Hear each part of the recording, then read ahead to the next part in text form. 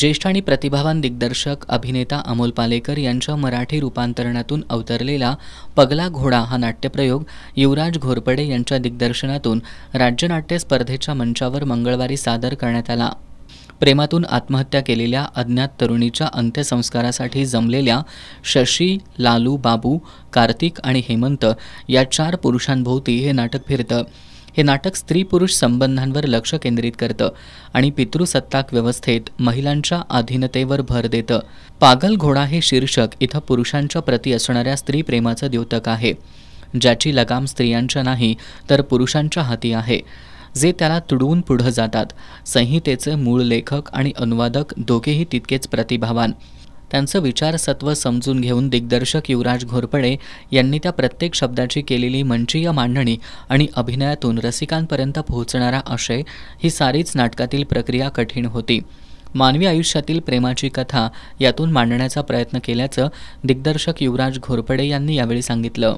पगला घोडा ही एक सलग स्टोरी नाही आहे, ती नॉन लिनियर पद्धतीनं ती गोष्ट बादल सरकारने अतिशय छान पद्धतीनं मांडलेली आहे। म्हणजे याच्यामध्ये 4 वेगवेगळ्या वयोगटातले आणि 4 वेगळ्या व्यवसायातले पुरुष आहेत, ज्यांच्या आयुष्यामध्ये एक स्त्री आलेली आहे आणि आत्ता प्रेझेंट काळामध्ये ते एका प्रेमामध्ये वैफल्य आलेल्या मुलीनं सुसाईड केले आणि त्या मुलीला दहन करण्यासाठी त्यांनी स्मशानात आणले आणि त्या मुलीवरून तो विषय सुरू होतो आणि त्यांच्या मनात दबलेली जी एक प्रेमकथा आहे ती प्रेमकथा वरती येते।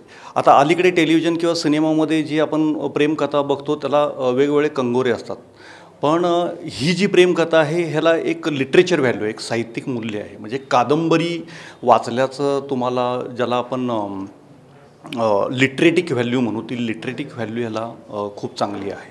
नाटकात काम करणाऱ्या कलाकारांनी आपली भूमिका बऱ्यापैकी समजून घेऊन ती साकारण्याचा सुबक प्रयत्न केलाय। चितेवर जळणारी ती मुलगी, मालती, मीनू आणि लक्ष्मी या स्त्री भूमिकांच्या या 4ही छटा अनुजा पेडणेकर यांनी ताकदीनं उभ्या केल्यात। या नाटकात काम करण्याचा एक वेगळा अनुभव असल्याचं या नाटकातील कलाकार सचिन मोरे यांनी सांगितलं। आणि एक वेगळ्या प्रकारचं, जसं आपण एक शास्त्रीय किंवा एक क्लासिकल म्हणतो अशा पद्धतीचं हे नाटक आहे। या नाटकामध्ये कार्तिक नावाचा एक मी रोल करतो आहे, ज्याच्यामध्ये तो एक 50शीचा व्यक्ती आहे आणि त्याच्याही जीवनामध्ये काही गोष्टी घडलेल्या आहेत की जो सांगू शकत नाही। सामान्य माणसाची जी घुसमट होती तसंच चित्रण याच्यामध्ये आहे, पण याच्यामध्ये वेगवेगळ्या स्टोरीज आहेत। म्हणजे सलग अशी एक स्टोरी नाही आहे, सलग असं नाटक नाही, त्याच्यामध्ये वेगवेगळे तुम्हाला अनुभव मिळतील बघायला याच्यामध्ये वेगवेगळ्या लोकांचे। नाटकाच्या शेवटी नैराश्य आलेल्या कार्तिक दारूतून विष घेणार असतो, पण त्यानं आपल्या प्रेयसीला सांगितलेल्या ओळी त्याच्या लक्षात येतात आणि तो विष घातलेली दारू जमिनीवर ओतून टाकतो। नाटककारानं या प्रसंगात आयुष्याच्या महत्त्वावर जोर दिलाय। तो कार्तिक या चितेवर जळणाऱ्या मुलीचा प्रियकर असतो। कार्तिकचं आपल्यावर प्रेम आहे हे पाहून तिचा आत्मा व्याकुळ होतो। प्रेमच या जीवनातील सर्वश्रेष्ठ भेट आहे।